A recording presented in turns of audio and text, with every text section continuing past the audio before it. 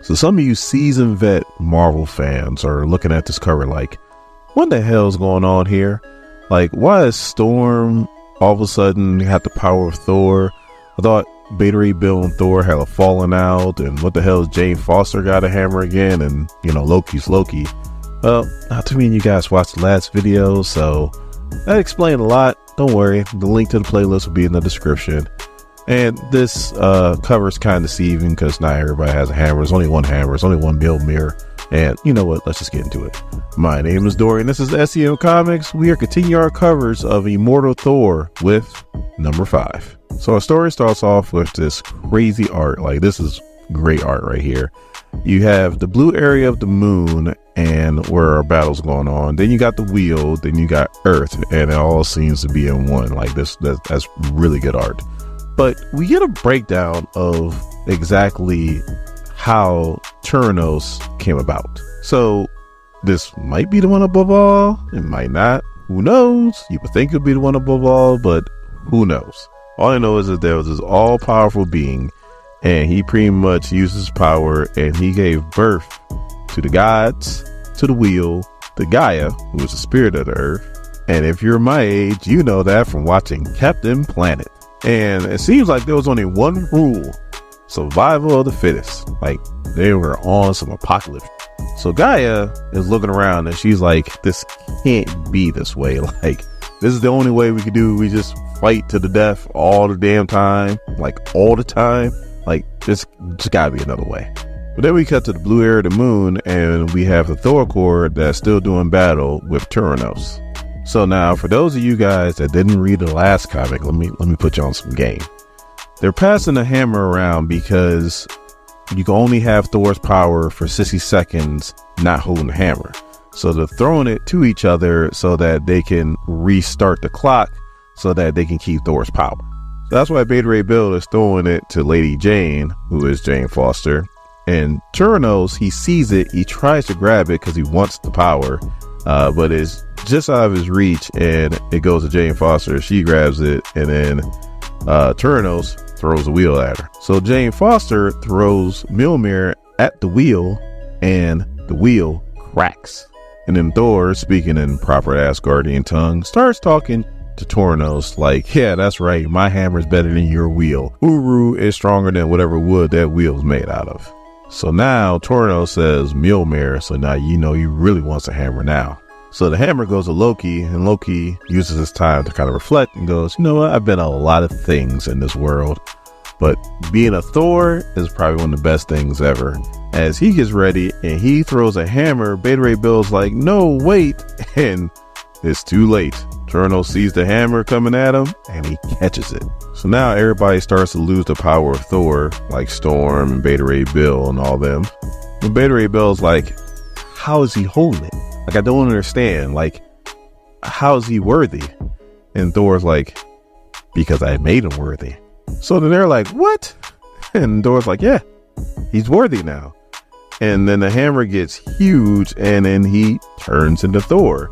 And so then he starts talking, oh yeah, I'm about to do this, I'm about to do that. All will end in the sea of fire and blood. So then Thor's like, yeah, but there's a catch. Toranos like, what? He was like, huh? You don't know, huh? Well, let me explain what's happening to you right now. You see, you are now worthy of wielding the power of Thor. That also means that you now have humility.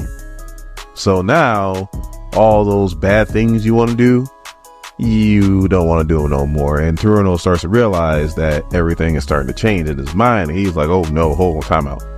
I don't want to be a good guy. There's no way in hell I want to be a good guy. I am a bad guy. So yeah, I don't want this. So he throws the hammer back at Thor like, I don't want it. I don't want it. I don't want it. But it's kind of too late. So he's starting to burn, and he's like, oh, this is bull. This is craziness. And then he starts to like reveal exactly why he's there and who let him out. It was his brother, the Utgard Loki, and his sister, which is Gaia, which is Thor's mother.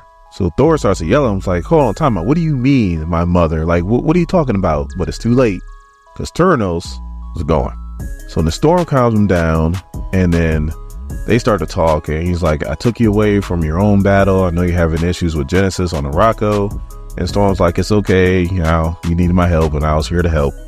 And then Thor's like, well, what can I do, you know, to repay you? She goes, well, if you can drop me off where I was actually headed to instead of where you picked me up at, that'd be greatly appreciated. And Thor's like, no problem.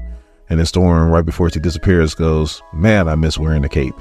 And if you don't know what the hell I'm talking about, the link to the playlist to X-Men Red will be in the description. So then Thor turns to Beta Ray Bill, and, you know, he's still kind of apologizing to what he did to him, you know, because he broke Stormbreaker. And I'm thinking, well, just make him a hammer, Thor. Give him a hammer. But, you know, they're like, well, you know, this is kind of the road to mending things. And Beta Ray Bill's like, you know, if you need me, just call me. I'll see you later. And he dips out. And again, he doesn't have a hammer.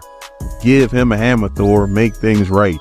So then they turn to Jane Foster. And she normally is in Valhalla because she's a Valkyrie now. And she's like, all right, now that the whole end of the world thing stuff's over with, we need to talk. So she's pretty much like, your daddy warned me not to warn you, but I chose to tell you about this otherwise. There's some kind of omen that's looming over Mjolnir that whoever holds a hammer is pretty much going to meet their end. So Thor's like, I'm glad you told me that. Now I'll make sure that I will not let go of the hammer and let somebody else fall into that kind of fate. So then Thor goes, but it irks me that my late father again interferes in my life and chose you as his agent.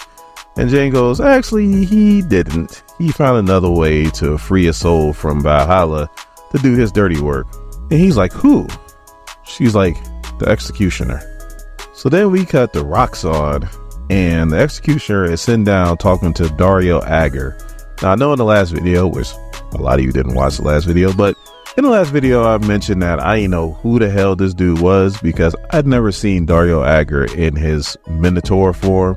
So, you know, I didn't know who this was, but yeah, that's him.